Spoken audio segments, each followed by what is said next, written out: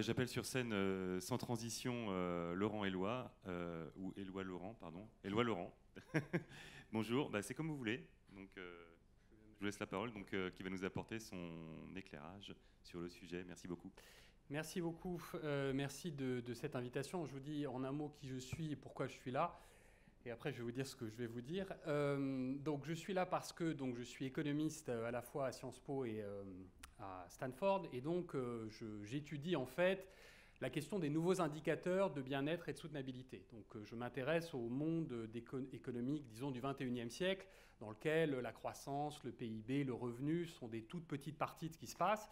Et dans le monde dans lequel ce qu'il faut mesurer, ce qu'il faut essayer d'augmenter, c'est le bien-être humain et la soutenabilité, notamment environnementale. Et donc, c'est ce que je fais à la fois par des travaux de recherche et d'enseignement. Donc, à Sciences Po et à Stanford, j'essaye de montrer aux étudiants qu'une société, finalement, d'abord qu'un être humain, sa prospérité dépend de beaucoup plus que du revenu et que pour mesurer comment va une société, il faut utiliser des indicateurs de bien-être. D'où la confiance. En fait, je me suis intéressé à la confiance par ce chemin-là, en disant simplement que la confiance est une des dimensions du bien-être humain. Et donc c'est en cela que la confiance m'intéresse, parce que c'est une des dimensions du bien-être humain, à la fois individuel et social. Donc ce que je vais vous dire très simplement, c'est d'abord le rôle de la confiance en économie, tel que je le comprends. Ensuite, la confiance dans le numérique. Et ensuite, je vous dirai un mot du baromètre numérique dont j'ai pris connaissance.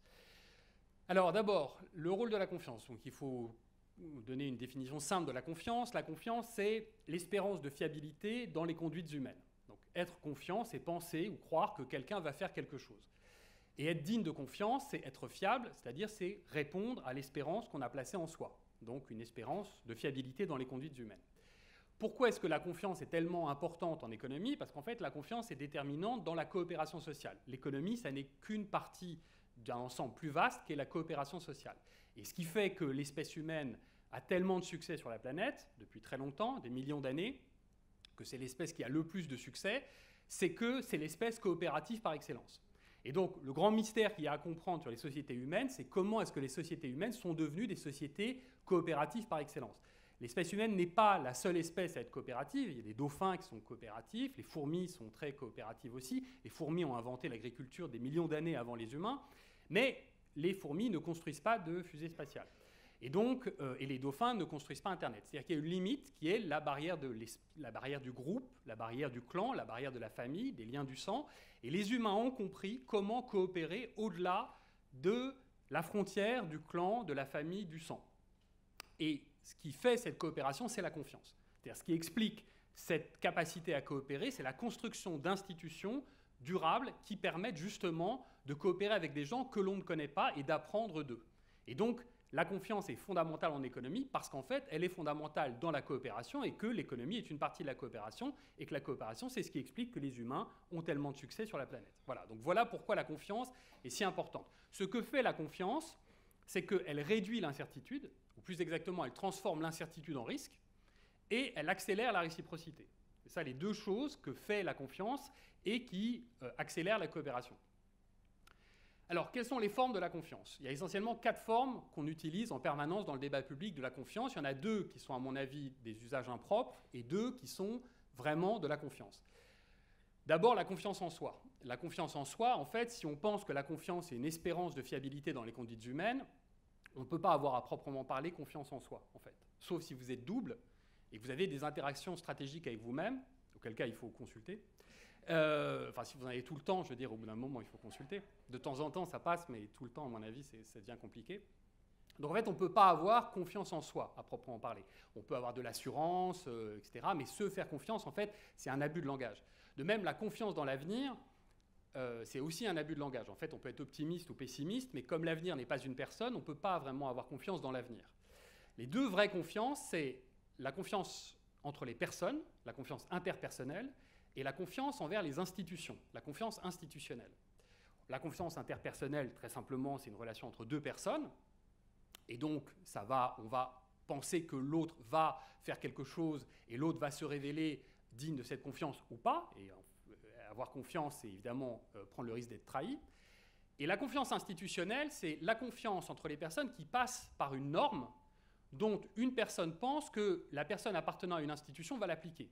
Si vous avez confiance dans la police, vous n'avez pas confiance dans un policier en particulier, mais vous avez confiance dans le fait que ce policier va se conformer aux principes qui régissent la police. Et par exemple, que le policier ne va pas discriminer ou ne va pas vous demander de l'argent quand il vous arrête au feu rouge. Parce qu'il va y avoir des mécanismes de sanction dans l'institution à laquelle appartient le policier qui vont faire qu'il va se conformer à une norme qui est la norme de l'institution. Donc c'est ça la confiance envers les institutions. C'est en fait une confiance interpersonnelle, mais qui transite, qui est médiatisée par une norme qui est la norme de l'institution en question. Et en fait, on peut lire l'histoire des sociétés humaines de manière intéressante comme une dialectique entre la confiance entre les personnes et la confiance envers les institutions. On peut penser qu'en fait, les sociétés humaines visent à économiser la confiance entre les personnes pour la remplacer par la confiance envers les institutions. Pourquoi ? Parce qu'en fait, c'est très fatigant de devoir faire confiance en permanence aux personnes. Et comme les humains veulent économiser leur temps, ils vont avoir tendance à développer des institutions qui leur permettent de ne pas devoir faire des calculs de confiance en permanence et de pouvoir se reposer sur la confiance dans les institutions. Et du coup, pour économiser sur la confiance entre les personnes. Et si on dit qu'il y a un mouvement anthropologique de réduction de la confiance entre les personnes au profit du développement de la confiance entre les institutions, du coup, on arrive à cette question de la confiance à l'univers numérique comme l'univers de la confiance moderne par excellence. Puisque le numérique est une société anonyme, en quelque sorte, dans laquelle on ne peut faire confiance à proprement parler à personne et on va rechercher la confiance institutionnelle. Et donc, la grande question, à mon avis, pour le numérique, c'est comment institutionnaliser la confiance. C'est-à-dire, si on dit que le numérique, c'est une société humaine qui en est à ses balbutiements, en fait, la question va être la même que pour les sociétés humaines réelles, c'est-à-dire comment passer de la confiance entre les personnes, de la confiance entre les personnes vers la confiance entre les institutions. Donc, comment institutionnaliser la confiance. Et si vous lisez le baromètre de la confiance à cette lumière-là, en fait, le paradoxe usage-confiance disparaît. En fait, si vous lisez le graphique, moi qui m'a le plus intéressé, c'est le graphique qui ressemble à une matrice. C'est-à-dire vous avez usage et confiance, et vous avez la case de la matrice plus, moins, moins, plus, moins. Bon. En fait, dans une matrice, dans cette matrice-là, il y a une diagonale qui est une diagonale de la cohérence. Il n'y a pas de paradoxe. Puisque si vous pensez que plus vous avez confiance et plus vous avez de l'usage, la case moins et la case plus, ce n'est pas des cases paradoxales. C'est en fait des cases parfaitement cohérentes. Il est parfaitement cohérent que vous ayez peu d'usage et peu de confiance, et beaucoup d'usage et beaucoup de confiance. Donc là, en fait, déjà, il y a deux cases qui ne sont pas paradoxales. Les deux cases paradoxales, c'est les cases où vous avez peu d'usage mais beaucoup de confiance, et vous avez beaucoup d'usage et peu de confiance. Et je dirais, la case la plus paradoxale, c'est celle-là, en fait. Parce que la case dans laquelle vous avez peu d'usage et beaucoup de confiance, c'est en fait une case préliminaire